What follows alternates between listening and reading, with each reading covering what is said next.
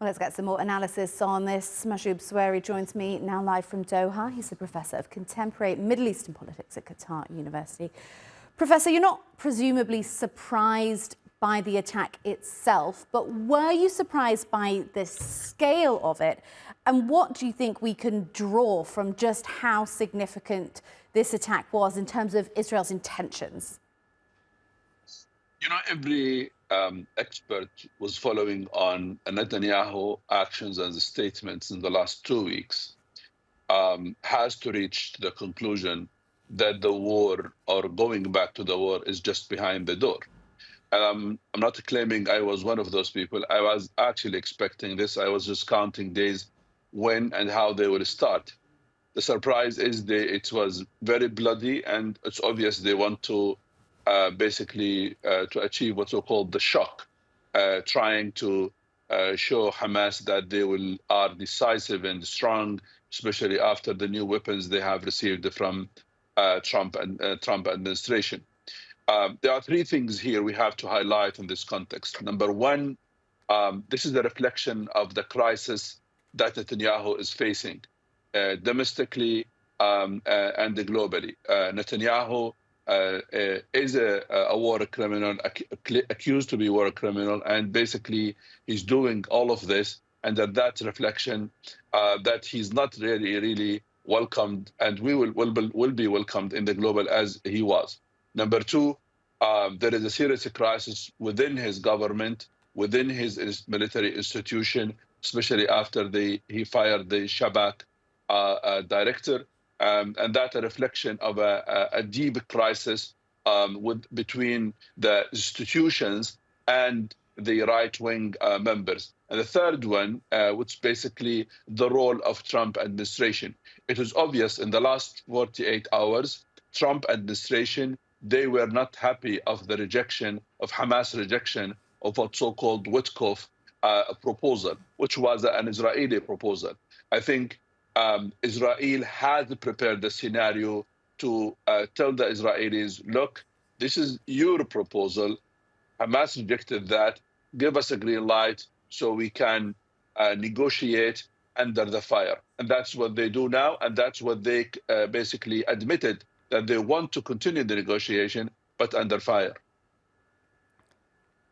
So I guess what you're saying is potentially that if they want to continue the negotiation, but while there's a conflict, while there's fighting going on, there is still a chance of some kind of diplomatic way out of this, is there? This isn't just, right, that's the end of the ceasefire. We should now prepare ourselves for another grueling and lengthy campaign without any prospect of useful talks going on.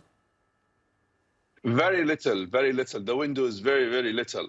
Let's remember, Netanyahu is basically repeating the same scenario that the United States did after 9/11, trying to say, I can wage war everywhere, wherever, whenever, without any kind of consent. That's what Netanyahu is doing. He can go to the war, he can kill, he can destroy villages and cities, and then no one can hold him accountable.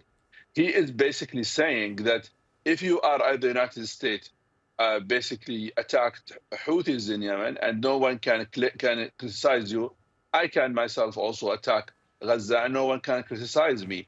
Both sides basically, here I have to highlight that from day one, Netanyahu has built his argument on this war on 9/11 actions of the Americans. That was very clear when Biden told him, don't do it. We did it. It was a mistake. That's quote unquote. Biden told him. And he said, you did it before. So you don't blame me of what I'm doing in Gaza. So I think if I want to say the guideline of what Netanyahu is doing in Gaza is the war in terror and what the United States did across the globe. The difference here is the war is very limited in 36,000 kilometers, with 2 million people, basically keep killing them, assuming that will bring him victory. I am sure, I'm a historian, and I know deeply what will be the consequence of what Netanyahu is doing. Netanyahu likely he's destroying Gaza, but he will not be able to defeat Hamas or any other factions. he will not be able to get the hostages. Likely some of them will be killed. And most importantly, he will destroy the structure of his state gradually, as he has done. And that is what I call it in my theory, the destroying of the sitting of the state.